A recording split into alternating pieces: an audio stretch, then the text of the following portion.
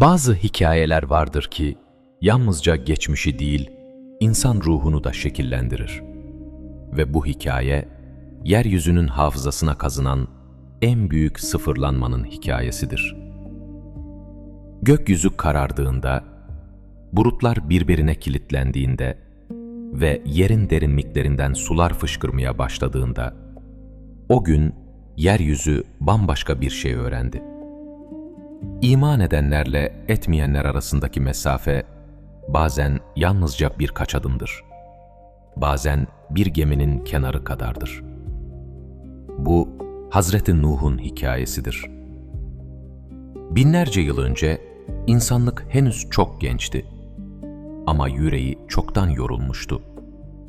Hazreti Adem'den bu yana nesiller geçmişti. Toprak bereketliydi, sular boldu. Ama kalpler giderek kararmaktaydı. Putlar yükseltildi. Adaletsizlik kök saldı. Zayıflar ezildi. Yetimler sokağa bırakıldı.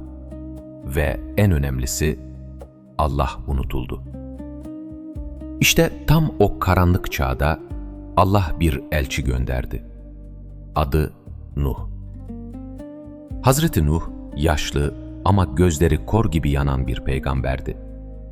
Sesi dağları doldururdu. Elleri hem dua hem emek için yaratılmıştı. Kavmi ise her tabakadan insandan oluşuyordu.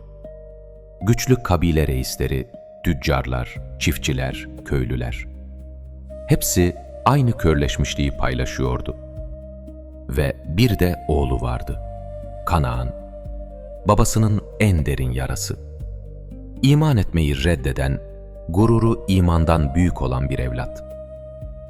Bu yolculukta özel bir şey yapacağız. Gelişmiş yapay zeka tekniklerini kullanarak eski tarihi tasvirleri, minyatürleri ve gravürleri canlı, hayat dolu sahnelere dönüştürdük.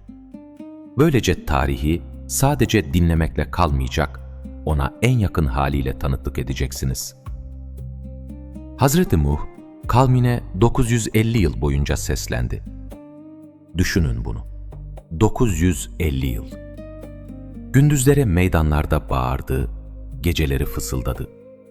Tek tek kapılar çaldı. Kamuya açık konuşmalar yaptı, gizli gizli öğüt verdi. Her yolu denedi ve her seferinde aynı cevabı aldı. Alay, hakaret, taş, susturma. Kabilenin ileri gelenleri şöyle diyordu. Ey Nuh! Seninle tartışmak yordu bizi. Eğer haksız değilsen, bizi tehdit ettiğin şeyi getir. Hazreti Nuh ise yılmıyordu. Yalnız başına, diz çökmüş halde Rabbine yalvarıyordu. Rabbim, ben kavmimi gece gündüz davet ettim.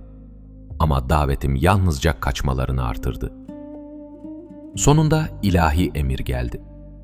Gemi yap. Çölün ortasında, denizden uzakta bir peygamber gemi inşa etmeye başladı. Kavmi güldü, deli dediler. Çölde ne işi var geminin dediler.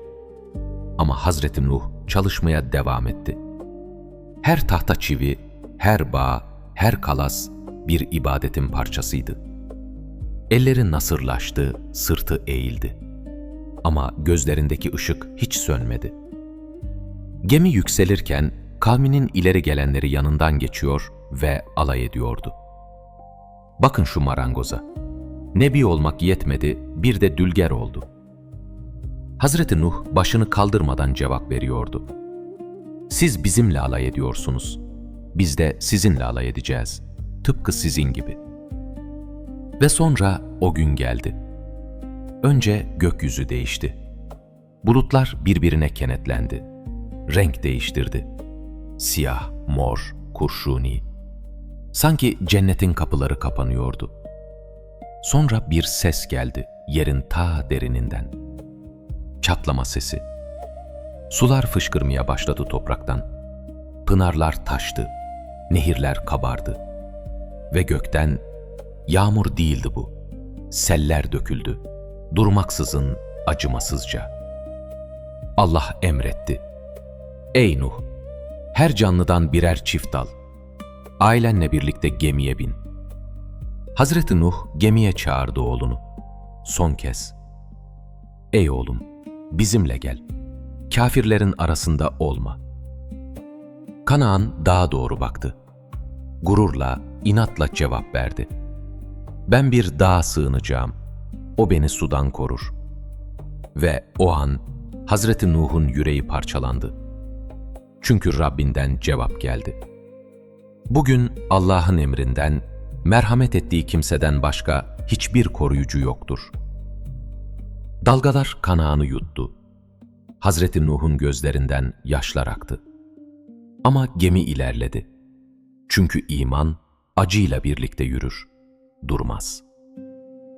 40 gün 40 gece sürdü tufan. Yeryüzündeki her şey suların altında kaldı. Dağlar bile gömüldü. O büyük kibir, o büyük isyan, o büyük unutuş, hepsi yutuldu. Gemi ise Cudi Dağı'na oturdu. Sular çekildi, toprak yeniden nefes aldı. Hazreti Nuh gemiden indiğinde dünya bambaşka bir yerdi. Temizlenmiş, arınmış, yeniden başlamaya hazır. Ve bu kıssadan ibret almamız gereken tek bir şey var. İman hiçbir zaman çoğunluğun sesine göre ölçülmez. 950 yıl boyunca yalnız kalan bir peygamber, tarihte en büyük kurtuluşun mimarı oldu. Çünkü o, ne zaman tek başına kaldığında da Rabbinin yanında olduğunu biliyordu. Sular çekildi, güneş battı ve yeryüzü yeniden nefes aldı. Bu kıssa bitti ama sorusu kaldı. Sen olsaydın o gemiye biner miydin? Geçmişte görüşürüz.